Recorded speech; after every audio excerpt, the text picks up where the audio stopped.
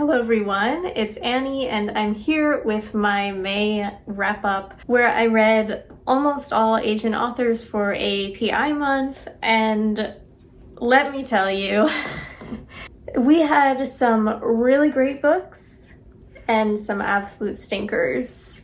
I DNF'd 2 books. That doesn't happen. Okay. Let me start off with the books that I DNF, because like always, I'll start with the lowest rated and go to my highest rated and favorite books of the month, so you have something to look forward to. So I DNF'd Cafe con Leche by Emery Lee. I hated this book so much. I wanted to read it because, first of all, the cover is great, very cute cover. And it's just, it was billed as like a gay rom-com. It's YA. So I'm like, oh my gosh, like I'm reading a bunch of serious books this month. This is gonna be a breath of fresh air. This is gonna be so much fun. No, it wasn't. First, I hated every single character in this book. I DNF'd it at about 35% because I couldn't do it anymore. I even had the audiobook, so like there was really no effort involved from my end and I still couldn't do it. There were 2 main characters. There's Gabi, who is a Latino American and his parents run a pastry shop, and then there is the other guy whose name I don't even remember. I think it starts with a T. I don't know. He's Japanese and Chinese, and his parents run like a tea shop, and their families are rivals. But the Japanese guy, Mori, that's his name, he hates Gabi for absolutely no reason. He's just an ass. Like, he is so mean to everybody. I don't know how this guy has friends. He is just so mean for absolutely no reason, and I hated it. I could not stand to read about his whining and his jackassery anymore, so I really do not recommend this book. There are many other cute YA rom-coms that you could read instead of this. And then, very sadly, I DNF'd The Bonefire, which was the Founded Translation pick for May. This was a slog. I read until about 75%, so on Goodreads I counted it as I read it because I feel like I put in enough time and effort of my life into this book to have it count, but I did not actually finish it. This book was very strange. It starts off strong. I was like, oh, okay, it's about a young orphan girl who is suddenly picked up by this woman claiming to be her long-lost grandmother, and it's in like this vaguely post-Soviet world, and there are hints that their family was Jewish and that her grandfather was sent to a concentration camp and all this stuff, and I'm like, okay, very interesting stuff. There's a lot of magic, low fantasy in there that does not really get explored that much. But there's just so many scenes that I'm like, why is this here? Why do I care? Like, I DNF'd it at the scene where her and her grandmother are dancing like around a bonfire, and the grandmother lifts up her skirt and the girl is like, oh, she's not wearing underwear, and like the bush between her legs, and I'm like, whoa, like, you know what? I'm just done with this. I don't want to do this anymore. So I'm sorry you had to hear that, but I DNF'd it because of that. Well, not because of that, but just that was the point where I was like, no more for me. It was just very strange. I feel like this book could have been half the length and it would have been a lot better. Like, I probably would have been able to finish it. The writing style was just horrendous. It was all these little itty-bitty short sentences, and they repeated. Like, while I was reading it, I was like editing it in my mind. I was like, that could have been cut. That could have been deleted. That said the same exact thing as the previous sentence. Like, what? It was just so tiring to read. I hated it. So, we will see, I guess, what Noelle and Britt thought during our live show discussion the first Tuesday of next month. And the last of the 1 stars is a book that I did finish but wished I had DNF'd, which is sadly An Arrow to the Moon by Emily X. Arpan. The only reason I didn't DNF it is because I had an arc of it from NetGalley, so I felt obligated to finish it. This was awful. And I'm so sad because the cover is gorgeous. The premise sounds amazing. Romeo and Juliet meets Chinese mythology. Like, sure, I'll read it. Sounds great. It's YA, it's short. Sounds up my alley, but it was not. It was awful. The main characters, I don't remember their names. It was just not memorable at all. I hated them. The one good thing was that the main male character, the boy love interest, and his younger brother had a kind of interesting relationship that developed over time, because the boy's family is super abusive, and he like kind of protects his younger brother from it. So that was interesting to read, but it's billed as Romeo and Juliet inspired, but the feud between these two families is just completely childish. It's not how adults act. It doesn't make sense. And there was no chemistry between the two main characters for their romance. Every scene they had together was so painfully awkward to read. I was like, what is happening?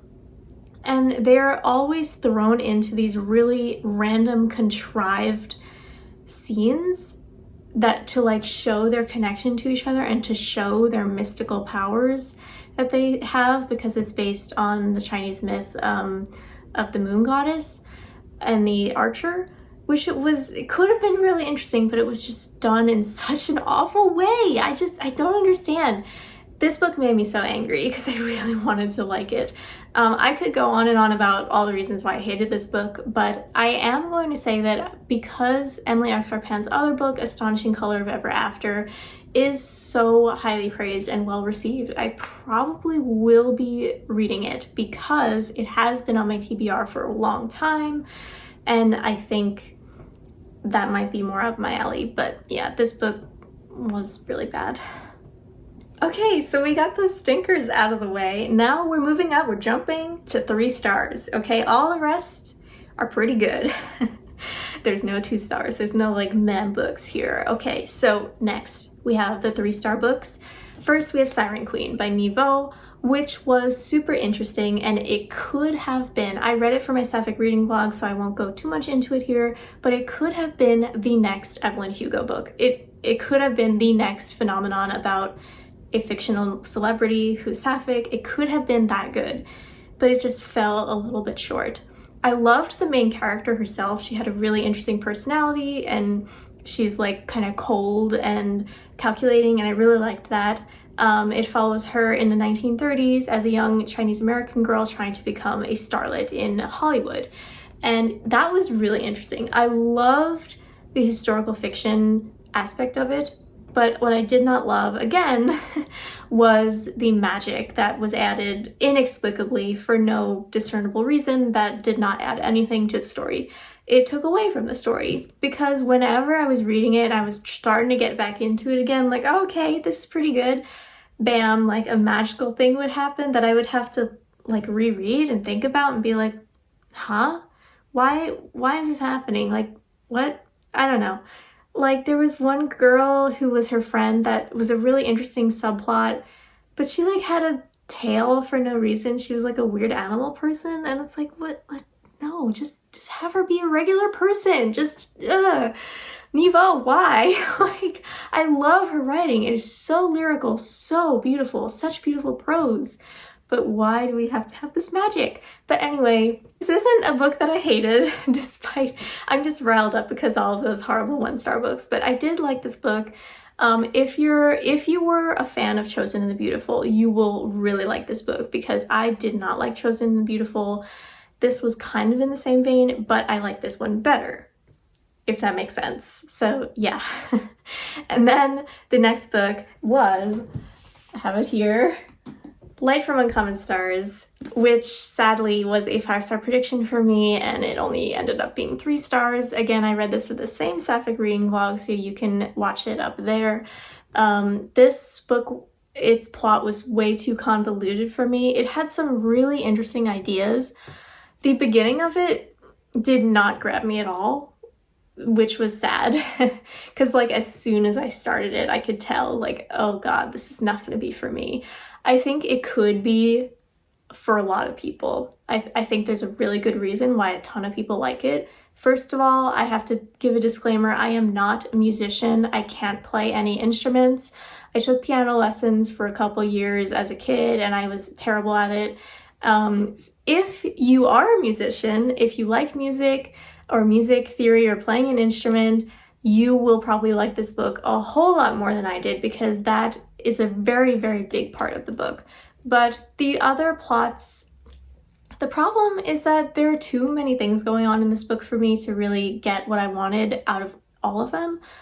There's an alien captain who is running away from this evil empire plague thing in outer space with her kids, and she comes and runs a donut shop in California, and that's where she meets the girl who is making a deal with the devil to capture the 7 souls of prodigy violinists to save her own soul. And then there's the prodigy violinist, who is a really interesting character. She's probably my favorite character. Her name's Katrina, and she's a trans woman, and that adds a lot to her character. I don't really care much about the violin aspect of it, but she's like this prodigy. But the problem is that also I feel like this book really needed content warnings. I guess it's my fault that I didn't look them up before I read it, but I really would have appreciated that. There's a lot of stuff in here. Like I can't even look it up definitely before you read it. There's a lot of transphobia, a lot of sexual assault, and it's just abuse all around, and it's very, very upsetting to read sometimes. And it keeps going, like there's no reprieve from it. So yeah, that was kind of upsetting, and it was a little bit jarring because there's that really serious and upsetting stuff, but then there's like this weird like lighthearted romance kind of going on between this donut shop lesbian alien and this weird demon lady. I don't know, it was very, very strange. Probably works for a lot of people, but sadly not for me. And then the last 3-star is Queen of the Tiles by Hannah Alkoff, which I loved Hannah Alkoff's The Weight of Our Skies. This was just not my thing. I think the premise was super cool. Scrabble competition, girl dies mysteriously during a competition, and she's like thought to be the queen of the tiles. Like she's going to win this competition, and then she dies. So then there's this mystery that her best friend has to figure out, like, well, who killed her? Did she get murdered, or was it of natural causes? And I think it was very interesting, but the ending was not. Like it was stringing you along throughout the whole book, and then the ending was such a letdown. I don't want to give it away, but it was a big letdown. Like it was not the big payoff I expected. I think the exploration of grief that the book does from the perspective of the best friend of the dead Scrabble master girl was very interesting and realistic, but you know, I thought I had maybe my expectations were a little bit too high, but yeah, I liked it well enough, but it's not really super memorable for me. Now we are doing the 3.5 stars. So first we have When I'm Gone, Look for Me in the East by Quan Berry, which was a book that I was really, really highly anticipating. It was about 2 twins who are going on this search across Mongolia for the next Lama, and it sounded super interesting. Like there was kind of magic involved or like mysticism and stuff. This was the first book I read this month, so I don't really remember much about it, which tells you why it's 3.5. I think Quan Berry's writing is so beautiful, poetic, like seriously like reading a poem instead of a novel. But I just thought that the book itself was a little bit, not boring per se, like that's not the right word. I don't know, it just wasn't super memorable, I guess, because I remember they go to visit these kids who are the supposed reincarnations of the next Lama, and the one that I remember the most was this girl who's an eagle huntress, and she goes and enters this competition and she beats all the men, and I thought that was super interesting. So there's a lot of interesting stuff in here, and you definitely learn a ton about Buddhism and Mongolian culture and history. overall. So if you're looking for that, absolutely read this book. That was a super interesting part of it. But I guess I felt like there was more of that. Like there was a lot of explanation about Buddhism and Mongolian history rather than a plot. But you know, it was still good. I did still enjoy it, and I would recommend this. And then we have City of Dusk by Tara Sim, which I also read in that Sapphic reading vlog. So I will just say that it is super long, and it does not need to be that long. This is a dark fantasy following all of these houses and realms and gods and goddesses, and there is also way too many plot devices. There's all different kinds of magic systems. There's elemental magic system, there's shadow magic, there's beasts that can talk to people maybe. Like, it's just like, what are you doing? What? This book really needed to be pared down, and some of these plots kind of cut.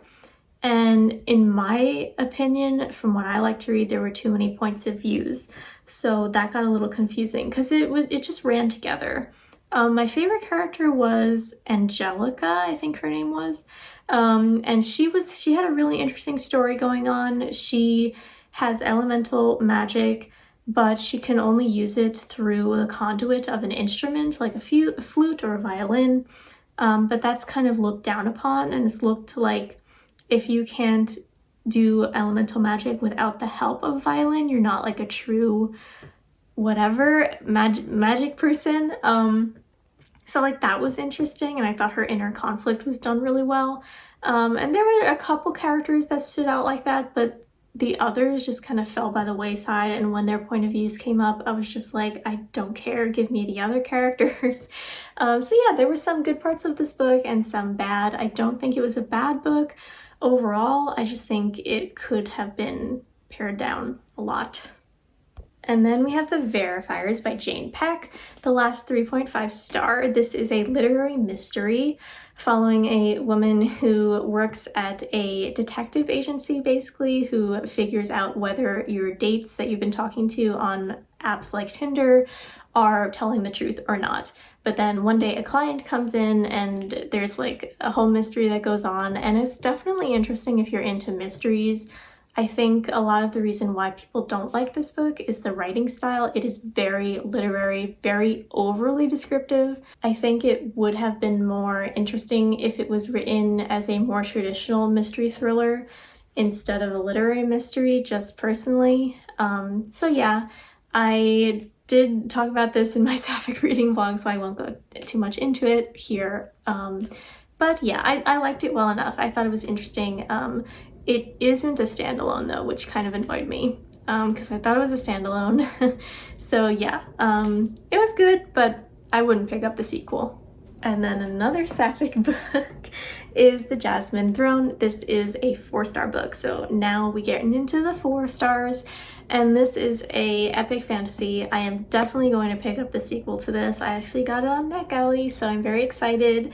That will be showing up in a future Sapphic reading vlog. I really liked this book. My problem with it is that there were too many point of views.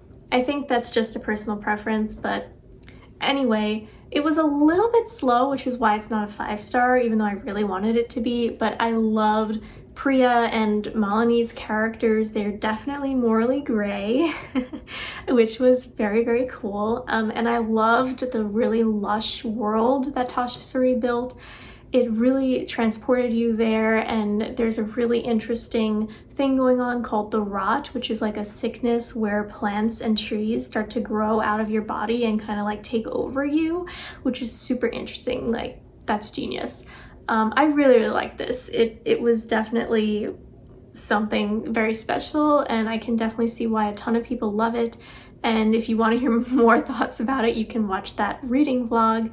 But yeah, like I said, I'm definitely going to pick up the Oleander Sword very soon. And then another 4-star is Phoenix Extravagant by Yoon-Ha Lee.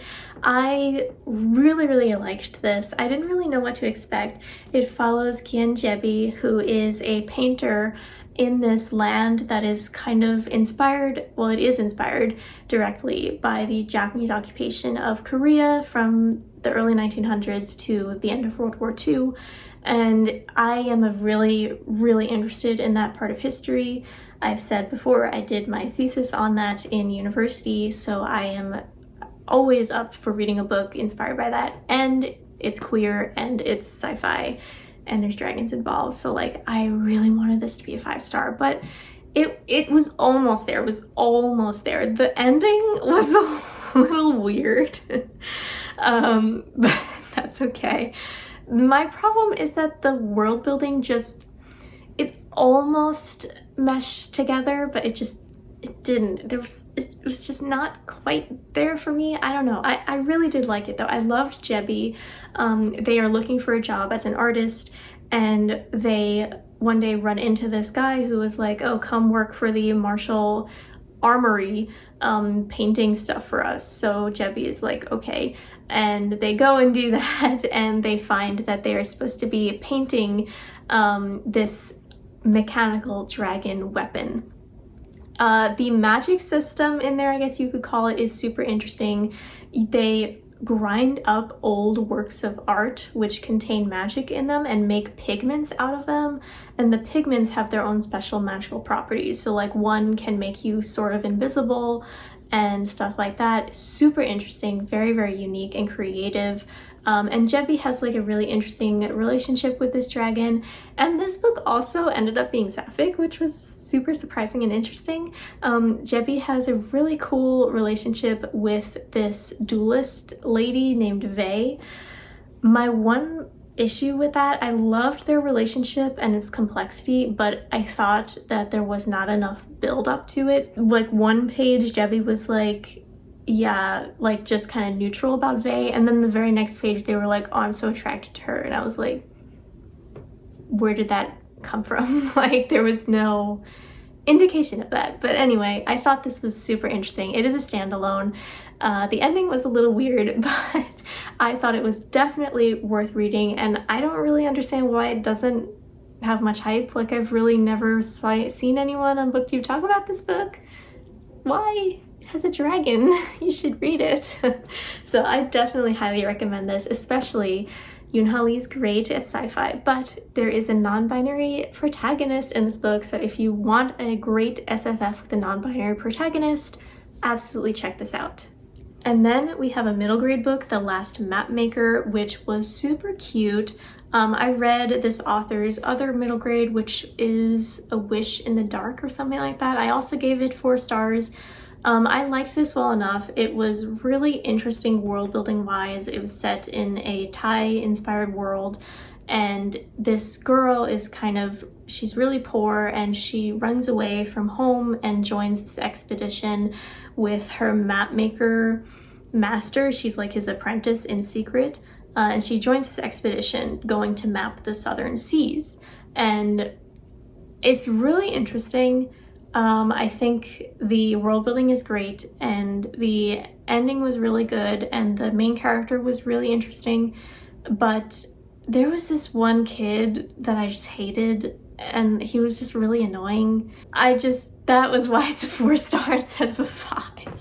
But yeah, I thought it was really cute. There's this thing where your ancestors and lineage kind of determine your place in society, and I mean, that's true in real life, but like really overtly, I mean, they have like these bracelets and necklaces that they wear that kind of signal it, which is super interesting. And if they go to this expedition and do what the queen wants, they'll be rewarded with that. But then obviously there's like a moral dilemma that the main character has to figure out about whether she really does want to map out the southern seas or not.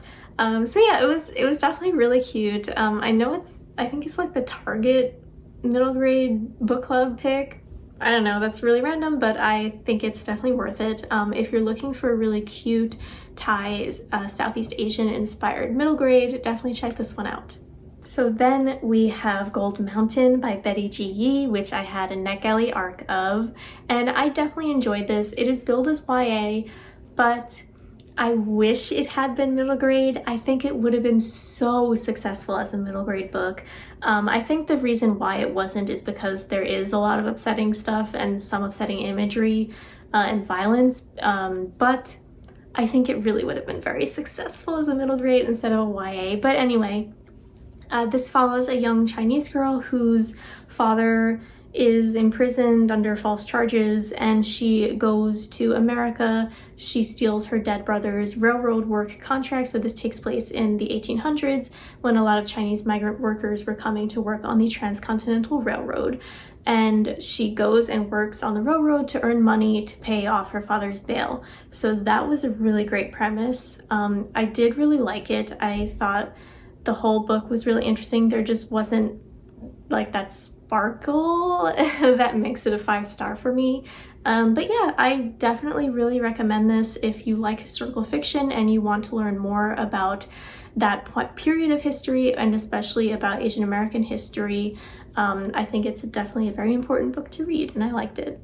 Okay, so next we have The 100 Choices Department Store by Ginger Park. This is another middle grade book. It was super short, just over 100 pages, which I think was to its detriment. I did really like it, obviously. I gave it 4 stars, but I feel like I really wanted more about it. This was during my favorite part of history, so maybe that swayed my opinion a little bit. It was during the Japanese occupation of Korea at the beginning, and then the Korean War and the split between North and South. So that was very interesting. I don't know, I wanted more from it. Like, there was another book which I have somewhere over there called Brother's Keeper, which kind of focused on the same exact storyline, and I think it was more successful. But I don't want to like pit authors against each other. Obviously there's room for 2 books about the same part of history, making the trek from north to south. That is totally fine. But yeah, I just think if it was longer and a little bit more fleshed out, it would have been a 5-star easily. But all in all, I still really liked it. It was hard to read at times, but I think it was very successful in what it did. And then the last 4-star read is Peach Blossom Spring by Melissa Fu. I had an ALC of this from Libro FM, so thank you. I really enjoyed this book. Well, maybe enjoy is not the right word, because it's kind of a harrowing story. It's a saga about a Chinese family, specifically this Chinese woman and her son Renshu, who are traveling and trying to get to a safe haven when the Japanese invasion occurs. And it is quite hard-hitting, very upsetting, but I felt like it was a little bit boring at times. I don't know how to explain it. It was like I was not experiencing it in the character's perspective, but I was like an outsider. I don't know. I didn't feel extremely pulled into the story. It didn't have that spark that made it a 5-star, but I think it's definitely worth the read. I read a lot of historical fiction this month, so maybe that was kind of my fault because I've been comparing it to the other really great historical fictions that you'll hear about in just a second that I rated 5 stars. But all in all, I do think this was a very successful book, very upsetting, but definitely if you want to learn more about Chinese history from World War II on and the Kuomintang and the Communist Party, it was definitely very interesting, and to see how it affected, you know, the lives of regular people. Yeah, I think it's definitely worth the read. Okay, now we have 2 4.5 stars. The first is Zachary Ying and the Dragon Emperor by Xiranjie Zhao, and I really loved this book. It was a middle grade, the author's middle grade debut, and I think their voice works better for middle grade than YA, because I liked this book better actually than Iron Widow, which I still really liked. But this was amazing. It is pitched as Yu-Gi-Oh! Meets a Chinese Percy Jackson, which is pretty much exactly how it is. This kid named Zach, and I absolutely love how he and his family are not Han Chinese, they are Hui Chinese, which is a Chinese minority ethnicity that are Muslim. and it talks about it, and it talks about how they face a lot of persecution in China, and I thought that was great of the author to put that in there. But that's a digression. I really liked it. It was just really fun, and like the author's humor really works for middle grade, I think, and I'd love to see a sequel to this. It was so much fun. This kid named Zach is basically taken over by the first emperor of China's spirit, and he has to fight against these demons, and it's just so much fun. All the while he's trying to save his mother, and it was just a really sweet story. Zach is a really sympathetic character that you really come to love from the very first page. I thought it was super successful. Definitely, I don't know, maybe now that I'm thinking about it, maybe it's a 5-star. It was just super cute, and if there's a sequel, which I'm hoping there is, I'm definitely going to read it. And the next 4.5 star is Dauntless by Elisa Bonin. This is a Filipino-inspired YA fantasy that I also read for my Sapphic reading vlog, which you can see somewhere up there. And I just loved this. I love the main character, Sari, and I loved the world building especially. It really felt like I was in a tropical rainforest. I just loved the concept of the beasts and these valiants who are like these warriors who make armor and weapons out of the skins of the beasts that they kill. It is so cool and just super interesting world building. I just loved it from start to finish. The only reason it's not a 5 is because I wish there was a little bit more development between Sari and the love interest. I really loved them and I loved the complexity in their relationship, but I just wish there was a little more development. So we really wanted to root for them, you know what I mean? Like we really felt for them.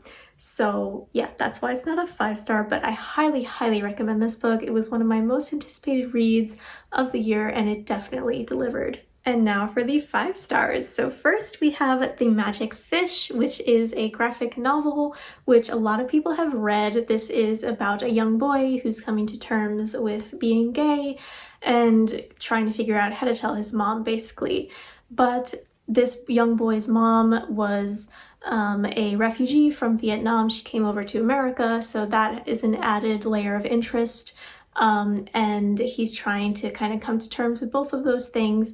And it was just such a sweet story. It was really cute, and the art was impeccable. This boy and his mom, their relationship is kind of told through these stories that the mom tells the kid, and it was so beautiful. It really is worth the hype. I know everybody loves it, and I'm so glad that I decided to pick it up.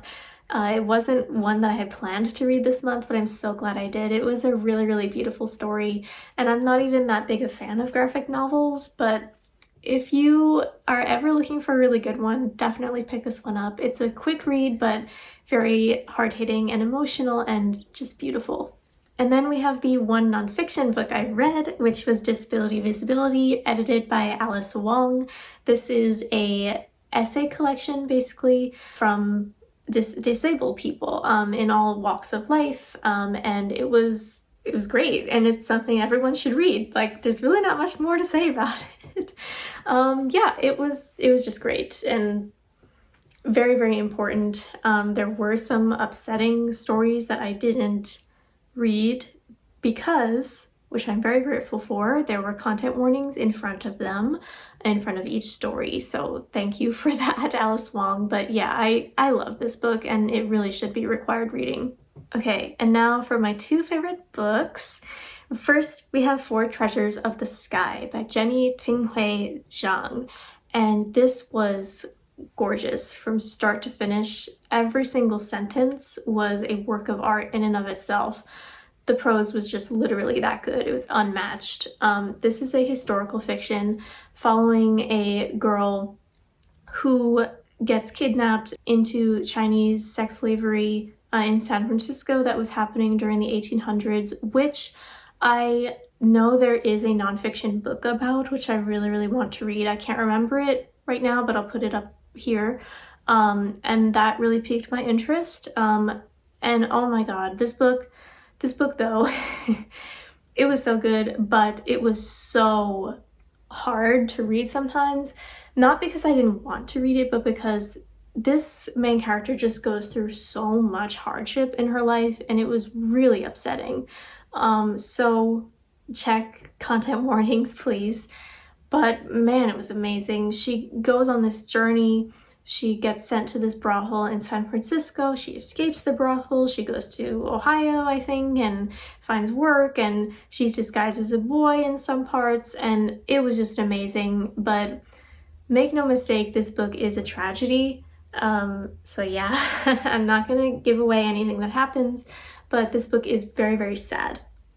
And it's the reality of how Chinese people were treated in America during the 1800s. And it's very hard to read at times, but it's definitely a story that needed to be told. And I'm really, really happy that it got to be told in such a beautiful way. I think this is a debut novel, which is just mind-blowing. And the writing is amazing in this.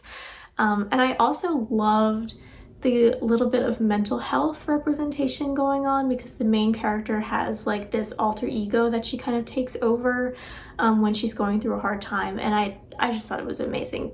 Every single part of this book was amazing. Please read it if you haven't already. And the very last book of this wrap up, and my favorite, was Kaikei, and I loved this. I'm so happy that I decided to pick this up from Book of the Month, because oh my gosh, it was so good. It was just gorgeous from start to finish. The writing impeccable for a debut, especially, just absolutely gorgeous. It follows this evil queen character from the epic ancient poem, the Ramayana, but it's from her perspective. So it's kind of in the same vein as these retellings like Ariadne and Circe from the perspective of a lesser known woman from mythology or legends. And this was just so beautiful. You could really sympathize with Kaikei. You can really feel all her emotions and her pain in here. It was gorgeous. I love the first line too. Let me read it to you. I was born on the full moon under an auspicious constellation, the holiest of positions. Much good it did me. So yeah, that should tell you right away that the writing in this, gorgeous. Just the voice that she gives Kaikei is so good and so memorable. I will be raving about this book for a very long time, I'm sure. That's probably going to end up being one of my favorites of the whole entire year. So thank you all so much for sitting through this very long wrap up. My camera died like 2 times, so I've been filming all day. I'm very tired, but thank you so much. And if you enjoyed this, please like and subscribe to my channel for more bookish videos, and let me know what your favorite book was that you read in May. So thank you so much, and I'll see you next time. Bye!